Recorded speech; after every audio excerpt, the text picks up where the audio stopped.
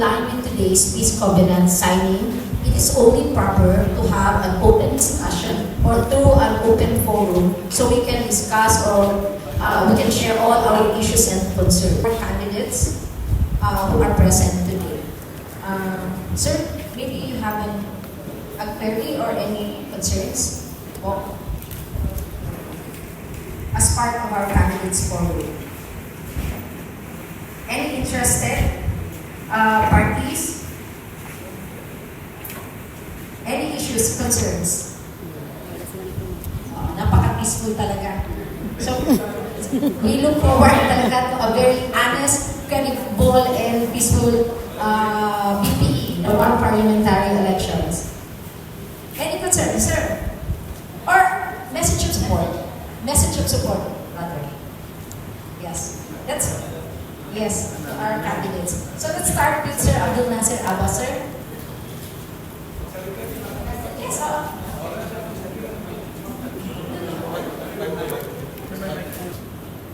Assalamualaikum warahmatullahi wabarakatuh. Waalaikumsalam. I think this is the second time na magating ako ng peace covenant. Yan ang sinabi ni Provincial Election Officer doon sa Maguindanao sa Norte Province. Anyway, nandito tayo.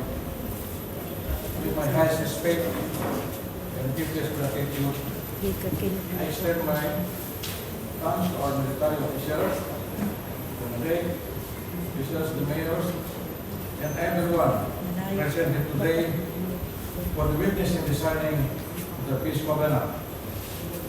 In relation to the upcoming October 13, 2025 election. Sa pagkakataon ito, nais kong pasalamatan ang pamuno ng bar at ang ating mga opisyal na saratang lakas para sa kanila walang sawang suporta tungo sa layunin na magkaroon ng maayos, malinis at mapayapang haralan para sa sapi ng bar ng Pagkanan. Gayon din, taos ko sa kurin na sa tulanatan ang Commission na eleksyon para sa kanilang pagtatakla ng mga patakaran at pagbibigay din sa mga paglabag dapat iwasan sa pamamagitan. I can assure the public, the Comelec, the main uniform, na meron tayong peace of mind, law of identity din tayo, hindi tayo identity.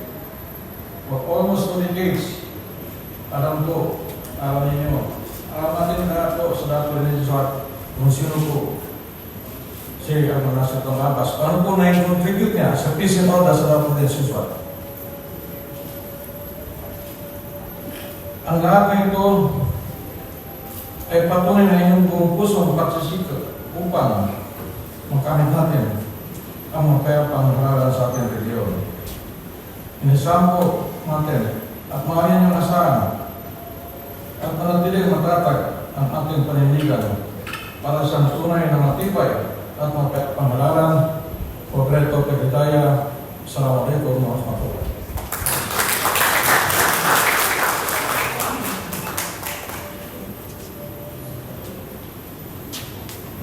Thank you, Sir Abdul Nasir Abbas. I think we have a question from Layang FM.